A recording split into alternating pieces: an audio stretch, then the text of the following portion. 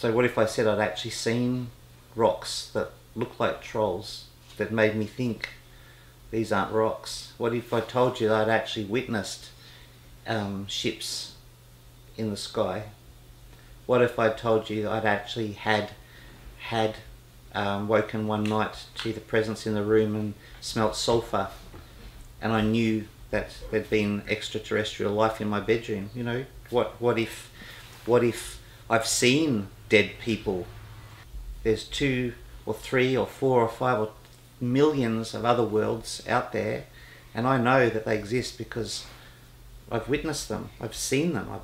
But I was born into the world to become a shaman. That's what I am. And shamans, they live their whole life journeying between the worlds. That's what they do. The shaman, I guess, has to be able to see between the worlds. The shaman has to be able to trust that the things that other people might regard as imaginary or make-believe are real. If you were to ask a child, do dragons exist? If you were to ask a child, does unicorns exist? They're going to say, of course they do. And why is that? It's because they do exist. The best place to hide something is in plain view, I've always said. And I know where to look for them. I know where they are. This physical world that we live in is just one place. There's many other worlds as well. Many other places, dream spaces, dimensions. They're all around us. There's subtle doorways, portals. And there are ways of accessing those worlds, those other places. Bigfoot or Sasquatch or Yowies or Yetis. Those creatures live on this mountain apparently. There's been so many sightings of hairy, giant people. And one minute they're there, next minute they're gone. And surprisingly, it's the Japanese tourists and the people who visit this amazing mountain that speak about them the most. People who haven't been raised with these stories. There was this one busload of Japanese tourists that arrived at the general store here, terrified. It was a really hot summer's day, and they were bundled out of the bus and were yelling about this big creature that they'd seen. They said it was a female, and she'd ripped the lid off a water tank, and she was giving a little baby some water that she'd scooped out. And it wasn't a person. It was a big hairy beast, they said. So where do these things come from? Where do they go? Like, how do they suddenly appear and then vanish? Something of that size, and there must be more of them if they're having children.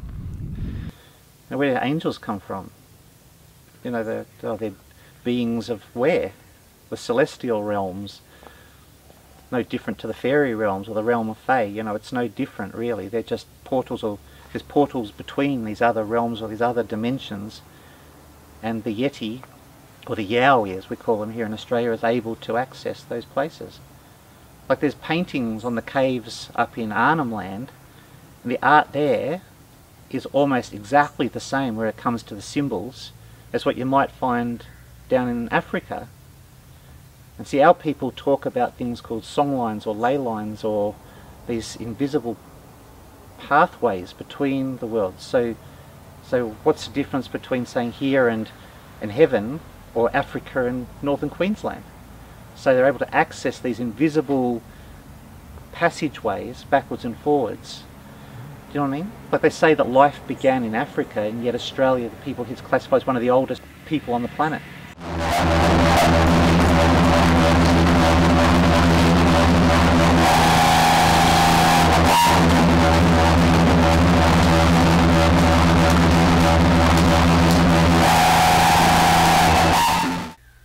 For the majority of my childhood, starting from about 6 years of age, I endured sexual abuse. It was a very confusing and daunting time. So as a result of that, I guess I spent most of my time away from humans and basically hiding under the house or playing under our outdoor setting or in my cubby house, just watching the animals and being close to them. The spiders became my friends, the birds became my allies, and I just loved nothing more than watching the frill-necked lizards in the trees. It was this time of observation and closeness, I guess, that I developed this ability to really bond and see the animals for what they truly were. For me, they were more than just four-legged creatures that shared the planet with me. They became messengers, they became friends. I remember growing up really believing I was all alone, feeling totally alone and isolated. At times I felt broken, confused, bewildered. When I was born, because my mother was very neglectful, she said, "Oh yes, well I don't really remember when you were born." She said, "But I do remember breakfast trolleys, so you must have been born in the morning." It wasn't until much later in life, though, that I realised that I wasn't alone at all.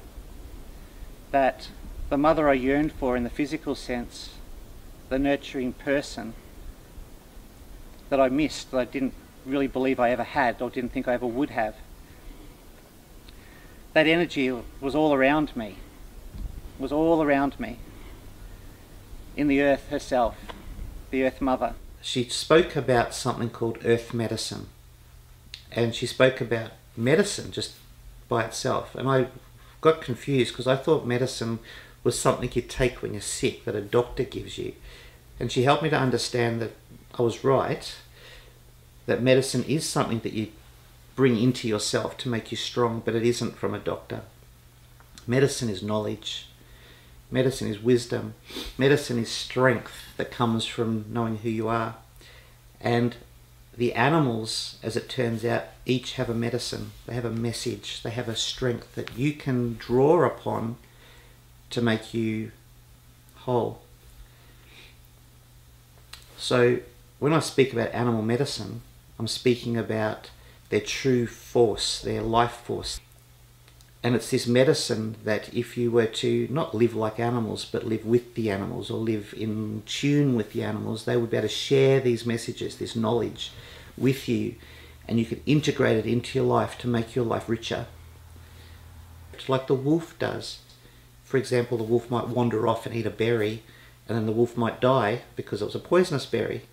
All the other wolves know not to eat those berries. They learn from those experiences. In my world, unicorns and dragons and centaurs are not imaginary. They literally exist, right? So when I'm reading a book as a kid about giraffes, or say the oryx of Arabia, this, the beautiful antelope with these amazing long horns, and then in my pile of books I've got a book there about dragons and basilisks, I just did not see the difference. I didn't see that there was a separation. I didn't understand that one supposedly was imaginary and one wasn't. So, and this is right from a little kid, I just didn't comprehend. I was confused why you go to a zoo and there was no unicorns or dragons in the zoo, but then I was also equally confused as to why every single culture seems to speak about dragons. So they must have existed once, and I just put them in the same basket as dinosaurs. I just thought, well, maybe they were here and they just died out. The word gargoyle means water spout, that's what it means. So the first time the people started speaking about these water spout creatures, these amazing dragon-like creatures, they were creatures of the water originally, and there's this story of, in a bay, this dragon-like creature making its way into the bay, spurting water. What if it was a whale? What if it was a small whale, and when they breathe through their air hole, they send this mist up into the air? And if you search the word gargoyle up, this story will come up, and there'll be this picture of these people standing in awe of this small whale-like creature. So they found they needed to capture this dragon. They didn't know what it was. They were afraid that it was going to kill the fishermen.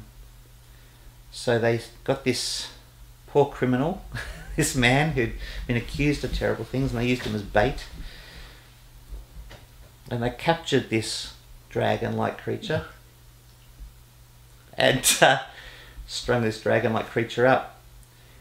Over time, the story of this creature became great, and they eventually, you see them now, gargoyles hanging off the side of medieval churches, as water spouts. That's literally that's the origin of these creatures. So when we go in search of gargoyles, we might be searching for whales. It's very, very boring in comparison, but that's where these stories supposedly sprung from. And you know those harpies, you know, they're women with wings. You ever heard of them? These horrible screaming calls. There's these monkeys down in South America called the howler monkey, and there's an eagle which is named after these harpy creatures called the harpy eagle because of its call. Who's to say that the first harpy that was witnessed wasn't a howler monkey being carried away by one of these harpy eagles, and that the distorted, horrible face that they used to describe the harpy wasn't that of the monkey screaming or howling in terror as it gets carried away by this huge winged beast. The best place to seek the knowledge of these things, that is the locals, because they know of these creatures. So if I was to talk here in Australia about the Yowie, go up to Mount Springbrook and talk to the people up there about their experiences and the things that they've smelt and heard and stuff. I'd speak to the locals. I might speak to the local medicine people. So if we're talking about harpies, you'd go to where the harpies were witnessed and chat to the people there. Like, there's stories of amazing dragon-like creatures down in the Congo. Who's to say that they weren't, you know, the residual, like the remains or the last traces of, I don't know, pterodactyl or something? I'd speak to those people. I'd speak to the shamans and the medicine people of those areas. It'd be quite exciting to talk to all those people. Law enforcement people. They're out on the road all the time.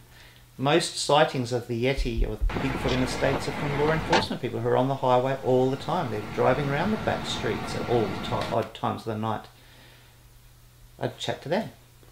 I'd chat to people who do the research like I do. Cryptozoologists, people who aren't sure whether these animals are myth or legend or whether they actually are unrecorded beasts. Who's to say? And anybody coming on my property to look for no good, I'm going to shoot them. Absolutely. Whoa, the heck?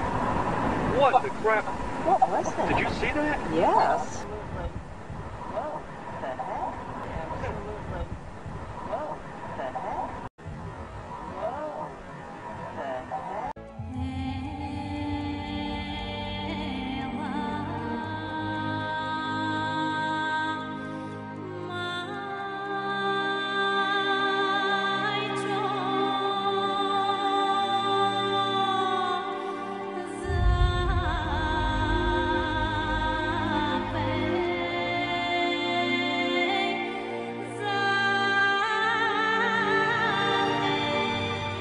Look, there's so many different interpretations of what makes an angel.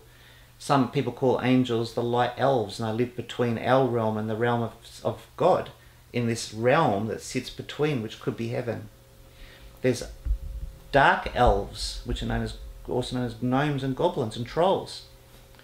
As a man of spirit yourself, you believe in God or you believe in the spiritual realms. There's the physical world and there's the realm of spirit. But there's actually a third world you would believe in as well, which is the underworld or hell. Yeah. So there's three worlds really. So why would we stop there? Why would we say, okay, well maybe there's another realm called the realm of fairy, where the fae live? What if there's a realm of the dead as well? You know, what if there is another world where you go? What if those worlds are all one?